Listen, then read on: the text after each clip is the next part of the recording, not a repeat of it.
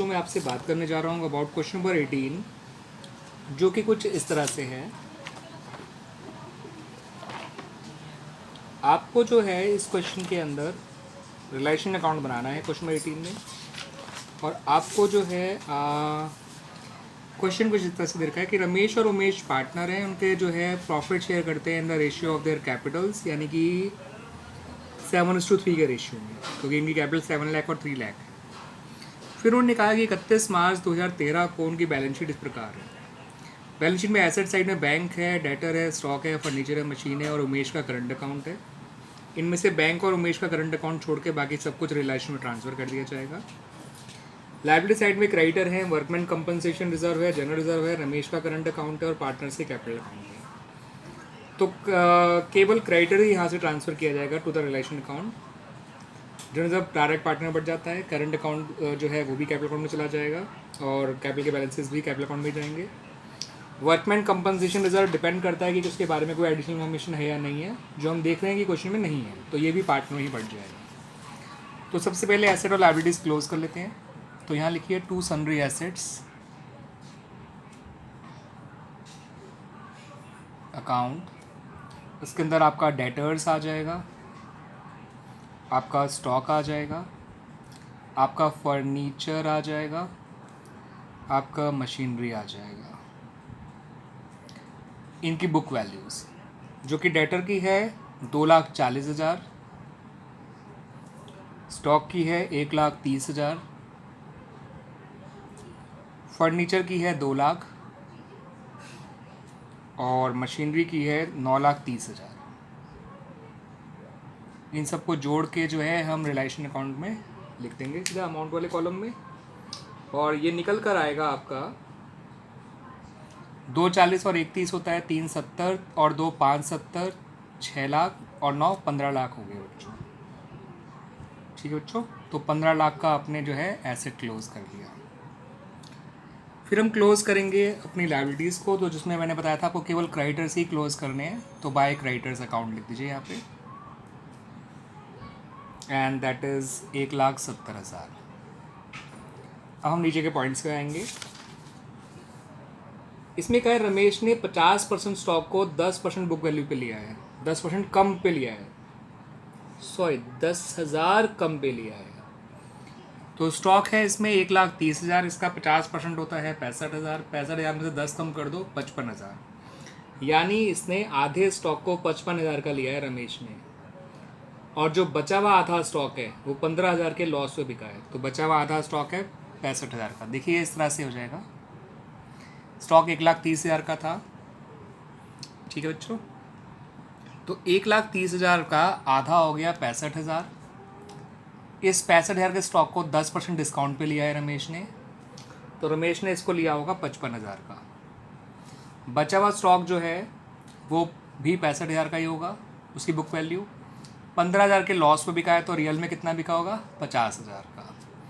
तो इसके लिए हम बाय बैंक अकाउंट में जो लिखेंगे हाफ स्टॉक, ठीक है, वो लिखेंगे, स्टॉक से आए 50,000 रुपये, थोड़ी सी स्पेस छोड़ दीजिएगा, और बाय रमेश कैपिटल अकाउंट लिख लीजिएगा, बाय आर्स कैपिटल अकाउंट लिख रहा हूँ मैं फिलहाल यहाँ पे, और लिख दीजिएगा यहाँ पे ब्रैकेट में स्टॉक और 55,000 लिख दीजिएगा। ये चीज़ आप प्रॉपर वर्किंग नोट में दिखा सकते हैं इस तरह से ही, ठीक है ना। अब आ जाइए अगले पॉइंट। अच्छा इसमें भी और भी पॉइंट है? नहीं, इसमें इतना ही था। Debtor relies eight a discount of 5%। Debtor थे 2,40,000 के, तो डेटर से आपको कितना पैसा मिला होगा, यानी 2,40,000 का 5% होता है 12,000, तो यानी 2,28,000 आपको मिला होगा। जितना डिस्काउंट है वो माइनस कर दीजिए, बाकी पैसा रियलाइज करा दीजिए।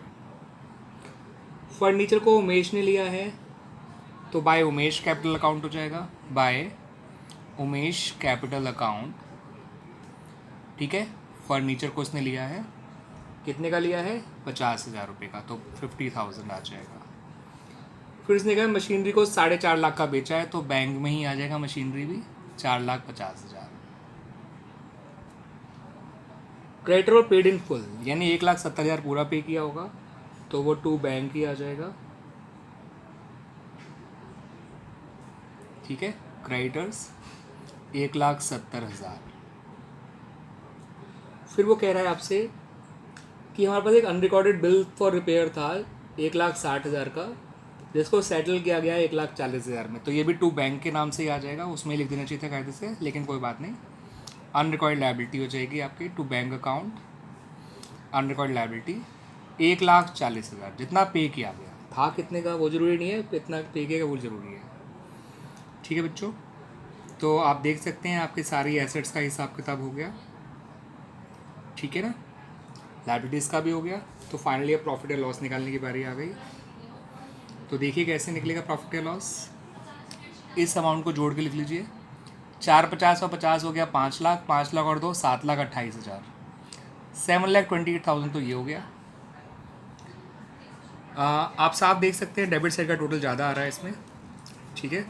15 लाख, 16 लाख, 17 लाख, 18,10,000 डेबिट साइड आ रही है, 18,10,000 क्रेडिट साइड आ रही है।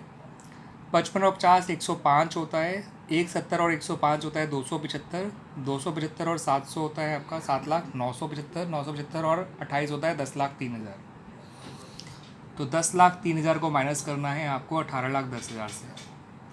तो 10,000 में से 3,000 गए तो चका 7,000, और 18 में से 8 गए तो 10 गए तो 8 लाख, 8,07,000 आ जाएगा बच्चों आपका लॉस। और ये लॉस आया है तो by loss transferred to capital accounts, जो इनके नाम थे रमेश और उमेश,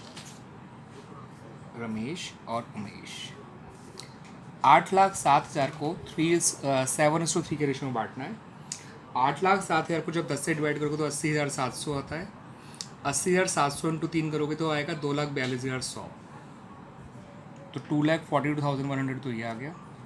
80,700 को जब 7 से मल्टीप्लाई करोगे तो 80 इंटू 7 होता है आपका 5,60,000, और 700 इंटू 7 होता है आपका 4,900, तो 5,64,900, 5,64,900 ये आ जाएगा।